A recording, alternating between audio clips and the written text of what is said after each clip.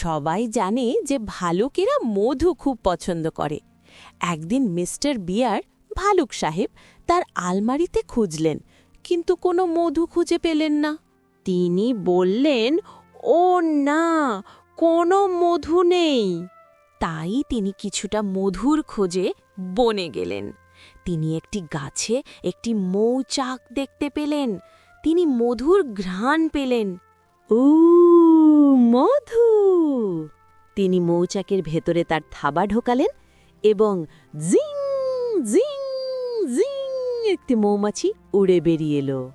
মৌমাছিটি বলল, হেই ভালুক, চলে যাও, এটা তোমার মধু নয়। মিস্টার বিয়ার বিরক্ত হলেন। আমি তোমার চেয়ে বড়, আর আমি তোমার চেয়ে শক্তিশালীও। আমি যা চাই তাই করতে পারি। এখন ভাগো এখান থেকে। মিস্টার বিয়ার আবার মৌচাকের ভেতরে তার থাবা ঢোকালেন এবং ঝিঝিঝি মৌমাছি বেরিয়ে এলো, হুল ফোটালো। আউচ! মৌমাছিটি ঠিক তার নাকের ওপর হুল ফুটিয়ে দিল।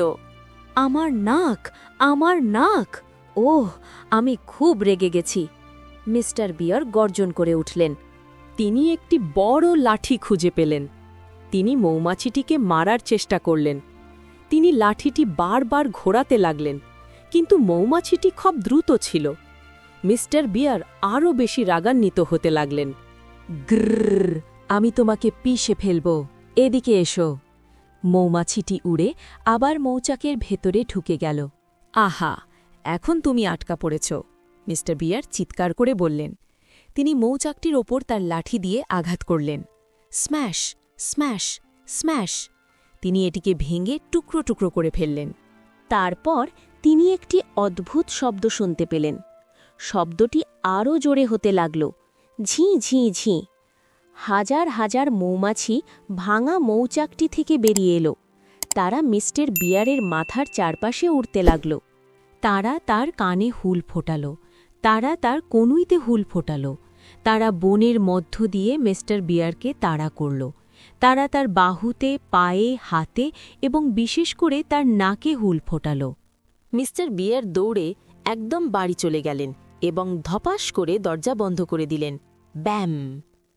তারপর তিনি তার পেছনে একটি কণ্ঠস্বর শুনতে পেলেন। এটি ছিলেন মিসেস বিয়ার। ভালুক গিন্নি, তুমি আবার এমনটা করলে, তাই না? তিনি বললেন, তুমি নিজের মেজাজ হারিয়ে ফেলেছিলে। হ্যাঁ, মিস্টার বিয়ার কাঁদতে কাঁদতে এবং তার হুল ফোটানোর দাগগুলো গুনতে গুনতে বললেন। এই নাও মৌমাছির হুল ফোটানোর ওষুধ, মিসেস বিয়ার বললেন।